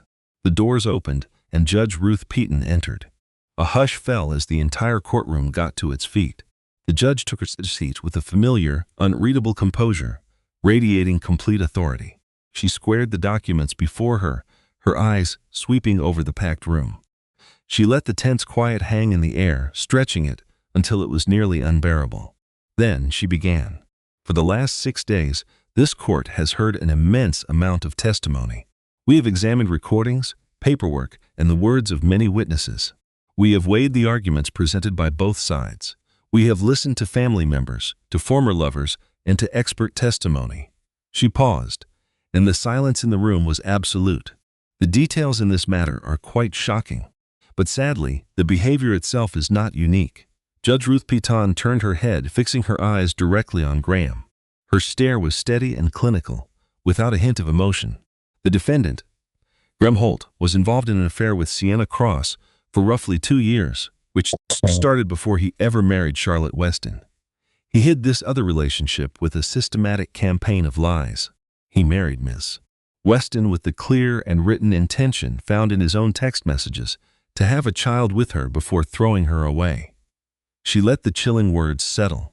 Most cruelly, on the night of November 14th, Graham Holt made his wife, who was then 8 months pregnant, kneel on a cold marble floor before his mistress and say she was sorry for finding out about his betrayal.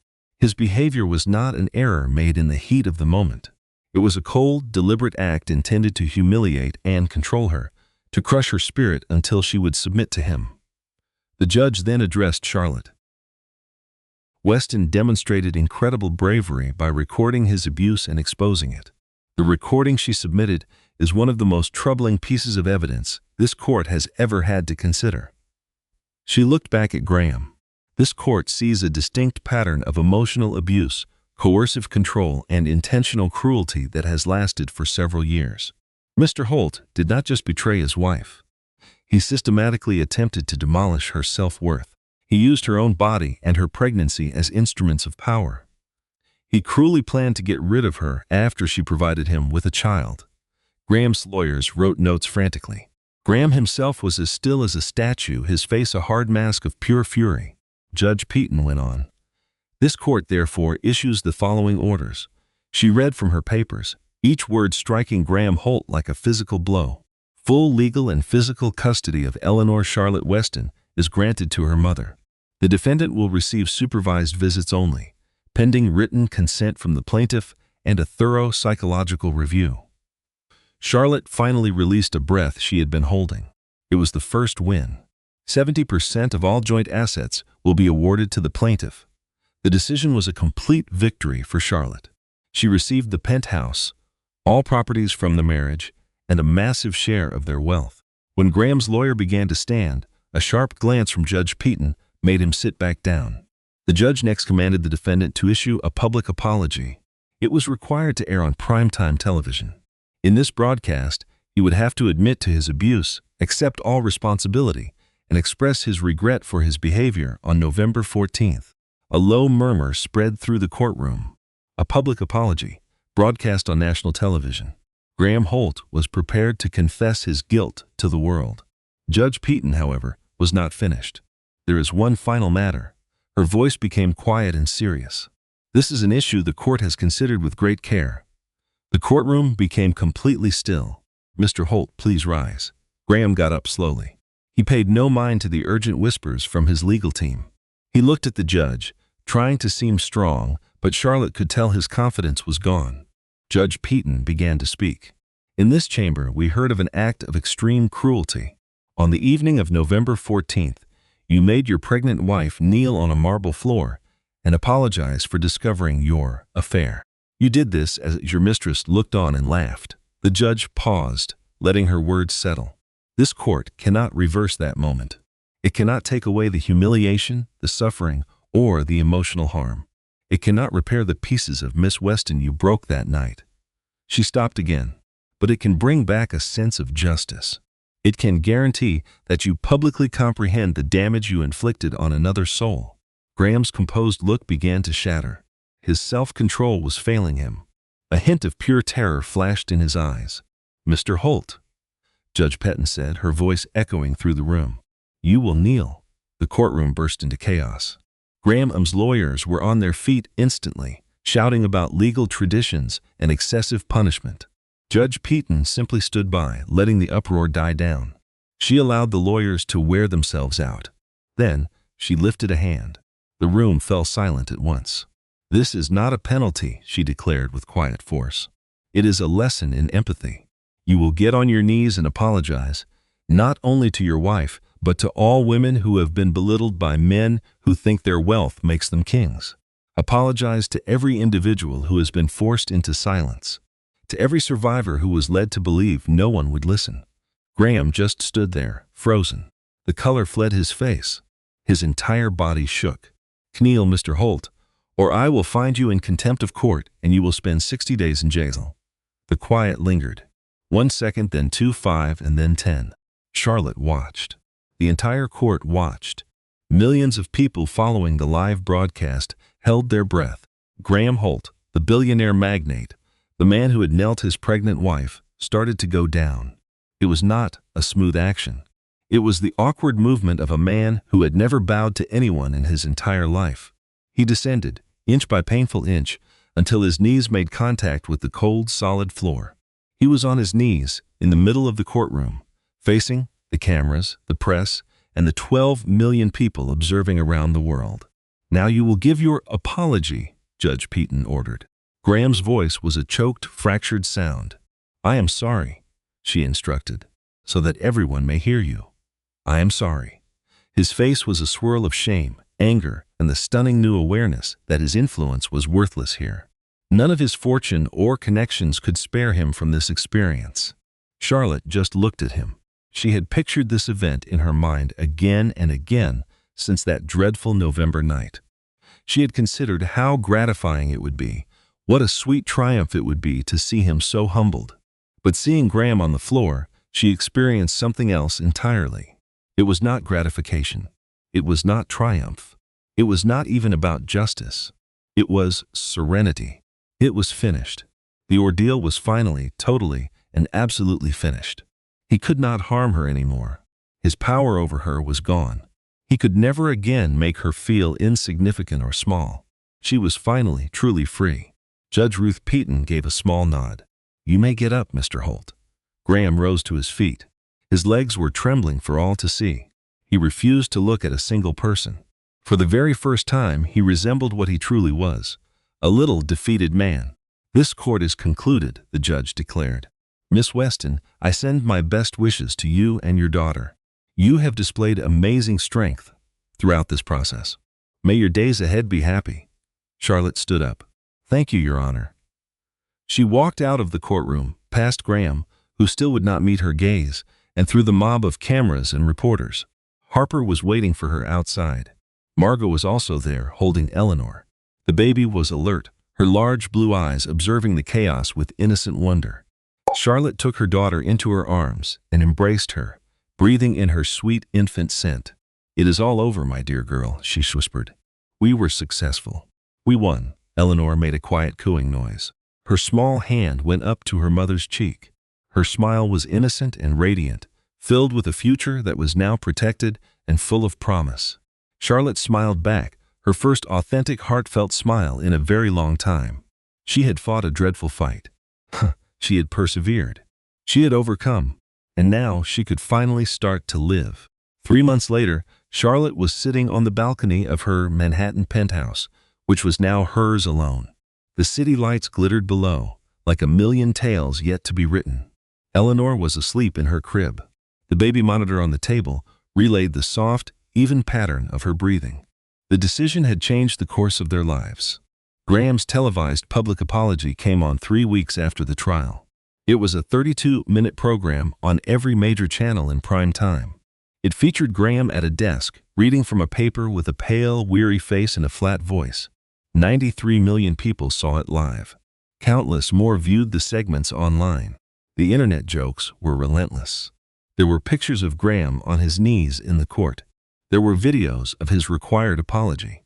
He became a national laughingstock, an icon for an arrogant man getting what he deserved. His own board of directors fired him as chief executive officer just 2 weeks after the judgment.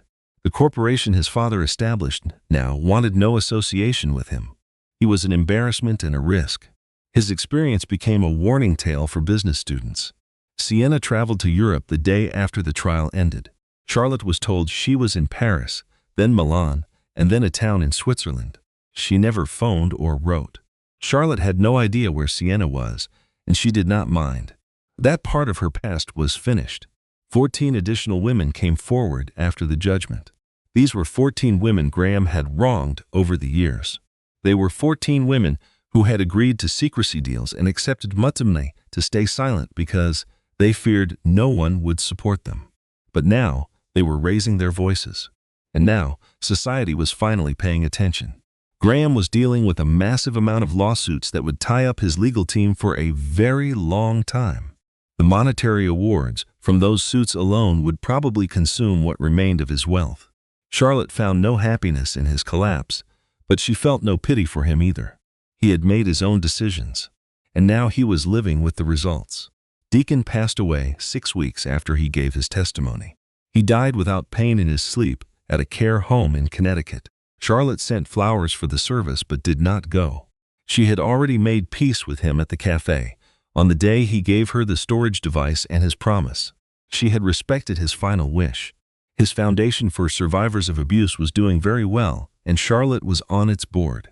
She assisted in creating programs for women getting away from men like Graham, giving them the resources they needed to start over. But it never seemed like it was enough. It could not reverse all the harm he had caused. But it was a beginning, a little bit of hope. A magazine piece on her experience received a major award. It was titled, "The Takeover: How Billionaire Graham Holt Made Marriage a Weapon." The piece chronicled her journey and the journeys of the 14 other women. It brought to light the whole framework that let men like Graham behave without any accountability. Charlotte looked at it only one time. Then she stored it away. The past was over, and she was concentrating on the future. Harper came to see her each week. They would sit on the balcony, enjoying wine or tea. They discussed ordinary subjects, such as books and television shows. They had a good laugh about a difficult customer at the library. It was the plain, simple part of life, and it was amazing. Her mother had lived in the penthouse for a short time after the legal proceedings.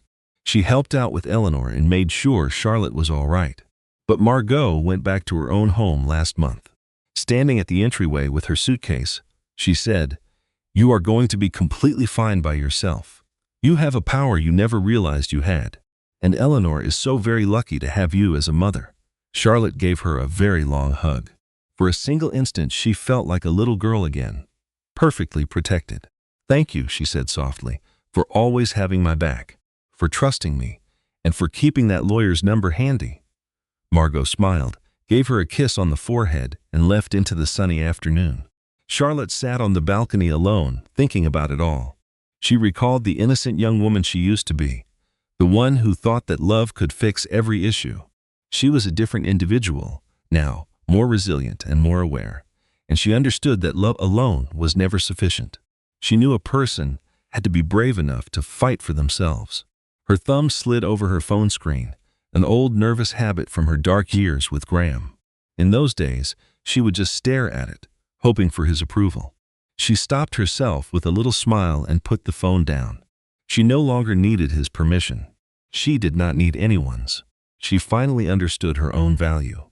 The next day, Margot visited for coffee. They talked as Eleanor played on a blanket, biting a toy happily. The baby, nearly 11 months old, had her mother's eyes and her grandma's stubborn chin. She was a beautiful child.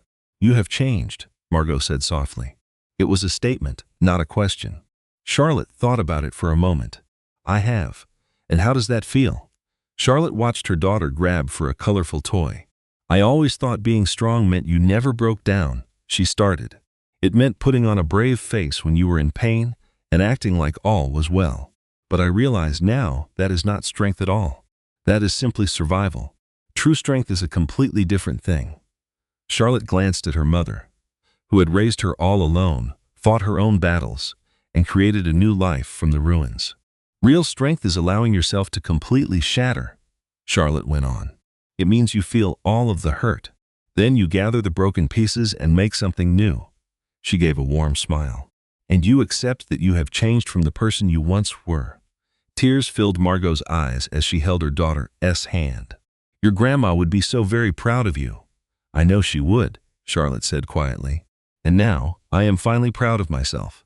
A year after that, Charlotte was on a stage in a huge hotel ballroom. 500 people stared up at her. The audience was filled with survivors, supporters, and reporters. They came from all over the country for the conference. These people understood her journey because they had their own. Charlotte was asked to be the main speaker, but at first she declined. She was still very afraid of speaking in public. Telling her story felt like tearing open a scar that had just healed. But then she thought of the woman from the courthouse. That stranger had said her battle was important and wished she had the same bravery. If her story could give strength to even one person, she knew she must overcome her fear. "He made me get on my knees while I was 8 months pregnant." The entire ballroom went silent. You could have heard a pin drop. "My husband forced me to kneel down and say I was sorry to his mistress. He did it to prove his total control over me. He wanted me to feel like a thing that he owned." Charlotte stopped, letting the heavy memory hang in the room. She let herself experience that shame one final time. "I stayed on the floor because I thought I had no other choice. It did not cross my mind that I could resist. I did not realize my own voice had strength. I did not know the strength of the truth." She looked at the crowd and saw tears, anger, and hope in their eyes. She could tell they understood. "I now know that standing up is always an option. You can find your courage even when you tremble with fear. You can find it when everyone tells you to be silent and accept what is happening." Her voice grew stronger. "You are allowed to cause a scene. You are allowed to be loud and to take up room. You are worthy of respect, and you are worthy of a love that does not cause you pain." She thought of Eleanor, her little 2-year-old daughter. Her daughter was going to be raised in a very different world. She would grow up knowing that women have the strength to fight back. She would know that truth is essential and that justice can be found. "We stand up," Charlotte declared, "not because it is simple. We do it because it is the only path ahead. We do it for our daughters and for every woman before us who did not get the chance. We rise up because we deserve better. We are more than the bad things that happen to us." She paused and smiled. "So I ask you, stand up. Use your voice. And when anyone tries to quiet you or make you feel worthless, please remember this. You are not by yourself. You are never ever by yourself. And you are far more powerful than you could ever dream." One person began to clap, and then another. Soon, the applause sounded like thunder, a strong current of support that flowed over her. She moved away from the stand. Her heart was beating fast, and her eyes were wet with tears, but she had a huge smile on her face. She had really done it. She had shared her story. She had finally made her voice heard. She knew for certain that somebody in that audience really needed to hear her message. Somebody who was in the same place she was 3 years ago. Later that evening, Charlotte returned home. She paid the sitter and went to look in on Eleanor. Her little girl was sound asleep, snuggled with all her stuffed toys. She sat on the bed's edge, watching her daughter's chest gently move up and down. Her small hand held her favorite stuffed elephant tight. "You will never get on your knees for anybody," she whispered. "Do you understand me, Eleanor Charlotte Weston? Not for a single person, for any reason, ever." Eleanor moved a little in her sleep and smiled, like she heard every word. Charlotte softly kissed her daughter's head. Then she went over to the window. The Manhattan lights sparkled in the distance. This was the place where her whole life had collapsed, and it was the very same place where she had pieced it back together. She had a fleeting thought of Graham. She heard he was in a smaller house out in the Hamptons. He was staying out of sight and dealing with several lawsuits. She suddenly understood that she felt no hate for him, but she felt no love for him either. She felt absolutely nothing at all when she thought of him. That chapter of her life was over, like shutting the last page of a book. He was someone from her past, but he did not belong in her future. She still kept the recording he made on her phone. She would play it late at night, not to experience the pain again, but to remember how deeply she had changed and how much progress she had made. From a woman forced to kneel to a woman who now stands with her head held high. From a wife made to feel ashamed of her life to a mother who insisted on a better one. From being quieted to finding her voice. From living in terror to embracing her freedom. From being shattered to being made whole. Charlotte moved from the window, went to her bedroom, and got ready for bed. She slipped under the covers, pulled them up to her chin, and closed her eyes. The city made a soft sound outside. The baby monitor quietly played the sound of Eleanor breathing. The apartment was calm and secure, full of the gentle pace of a new beginning. The next day would have its own tests, its own successes, and its own chances to become even stronger. Her journey was not finished. It was truly just starting. And on this night, Charlotte Weston had a deep, peaceful sleep. With no dreams at all. The bad dreams were finally gone, and the rest of her wonderful life was ahead of her. And that was the tale of Charlotte Weston, a woman who decided to never get on her knees again. If this story touched you, if it made you angry, or if it gave you some hope, then please do me a small favor.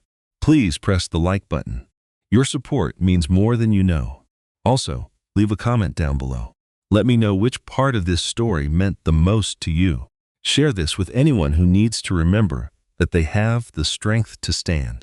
And if you are new here, please subscribe and become part of our community. We tell stories that truly matter. Until we meet again, be strong and never let anyone make you feel small.